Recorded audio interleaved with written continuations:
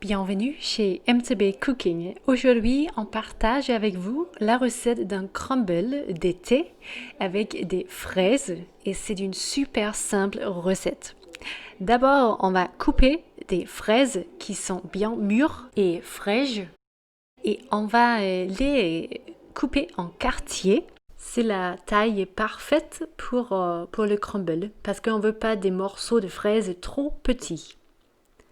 Ici, on coupe les fraises à la main.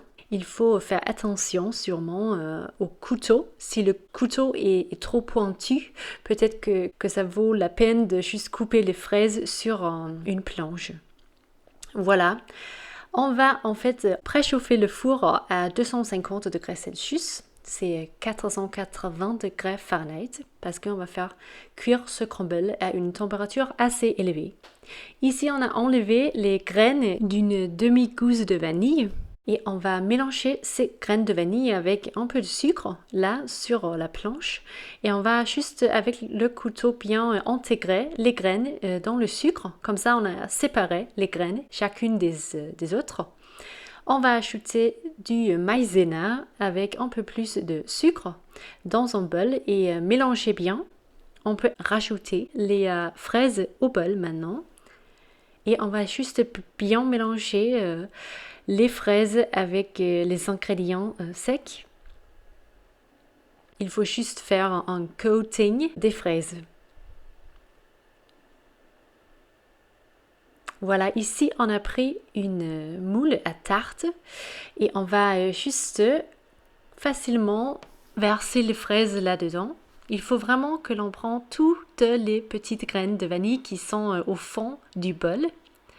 On va laisser ça à côté au même temps que l'on fait la pâte pour ce crumble.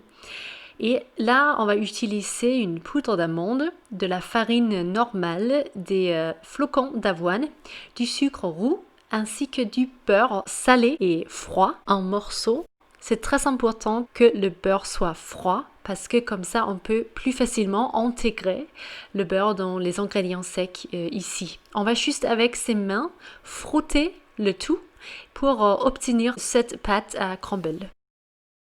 C'est en fait très satisfaisant de faire cette pâte parce qu'on utilise ses mains, on peut vraiment sentir la consistance de cette pâte, un peu sablée, un peu, oui, comme un crumble.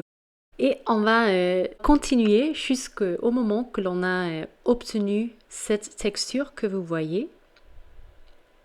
Voilà. On va maintenant assembler le crumble avant de le mettre au four. Du coup, on va verser la pâte à crumble au-dessus des fraises. On va être généreux, il faut tout utiliser. Comme j'ai déjà dit, on a préchauffé le four à 250 degrés Celsius et on va enfourner le crumble 10 minutes.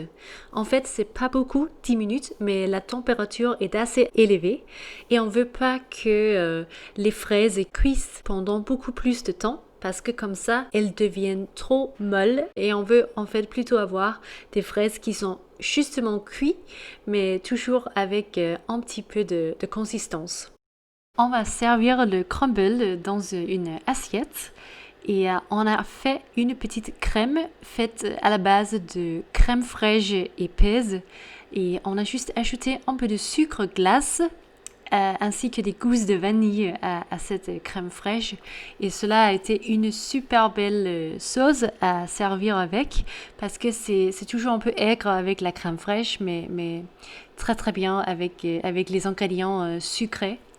On a aussi ajouté un peu de sucre glace au-dessus du crumble ainsi que des petits morceaux de fraises fraîches. Et en fait, on a pu se régaler avec ce dessert d'été, vraiment un très très bon dessert que l'on espère que vous avez envie d'essayer aussi.